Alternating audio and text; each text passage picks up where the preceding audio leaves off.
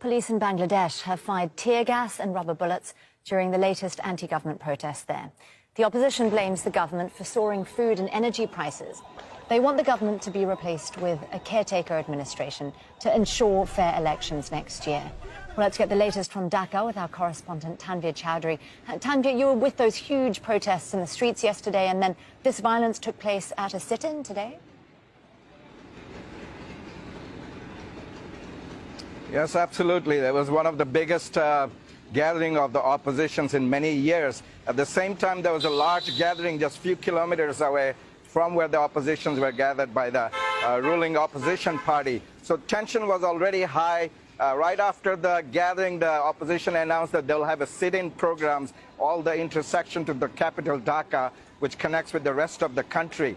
This was not something provocative, but they said we'll have a peaceful sit-in as a protest. Now, around 11:30 local time today, what we are hearing that the police sort of interfered, and then protesters chased back at the police after they were attacked. In the process, dozens of opposition members were injured. At least two senior leaders were badly injured, beaten up by police. Two of them were detained. One of them has been released. So far, what we know, things are a bit calmer now. Now, what's important to realize that this police attack on the opposition was also being coordinated by the ruling party supporters, as used as an auxiliary force, and that's quite provocative. People were expecting that to happen because the ruling party has been threatening that we will deal with you in the street in our own way. Well, Prime Minister Sheikh Hasina has been in power now for, 14 years? Is there actually any indication that she might be willing to leave office ahead of elections next year?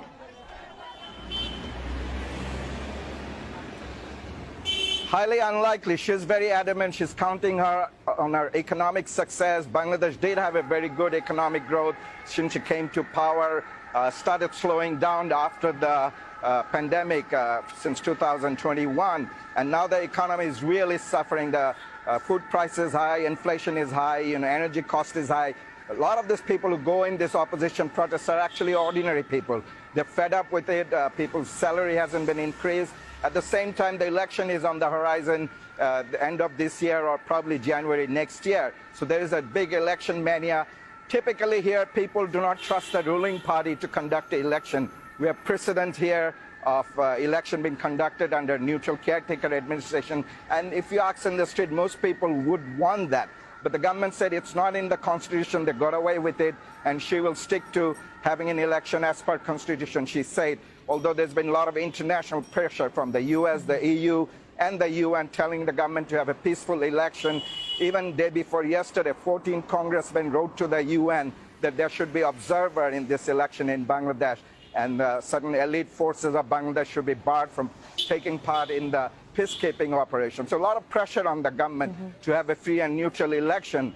And at the same time, the opposition is gaining momentum, and it wants to continue to put the pressure on the government to have a election under a caretaker administration. Well, certainly tense times there in Bangladesh. Tanvir Chowdhury in the capital, Dhaka, for us. Thank you, Tanvir.